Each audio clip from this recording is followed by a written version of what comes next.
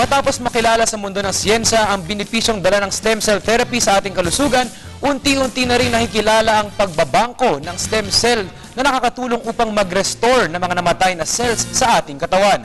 Kung paano ito ginagawa, alamin natin mula kay Jackie Sai.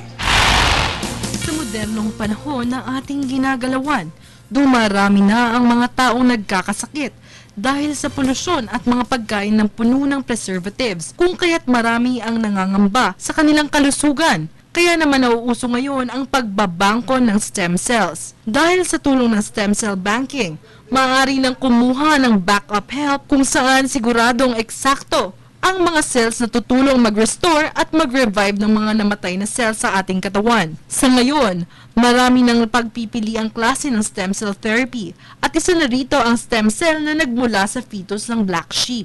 Maaari na rin kunin ang stem cell sa fats o tissue ng tao at bone marrow. Para ibangko ang stem cell, kinakailangan lamang ng blood extraction upang maproseso at ma-preserve ito. Sa ibang mga kumpanya, ang binabangkong stem cell ng bawat kliyente ay may nag-iisang identification number at card kasama ng storage certificate nito. Sa Amerika, umaabot sa $2,225 o 95,400 pesos ang enrollment fee at 1-year storage nito. Nasa $125 o 8,500 pesos naman ang annual fee nito. May kamahalan man ang pagbabangko ng adult stem cell, ngunit nakakasigurado naman ang kalusugan ng tatangkilik nito. Para sa Telebisyon ng Bayan, Jackie Sai.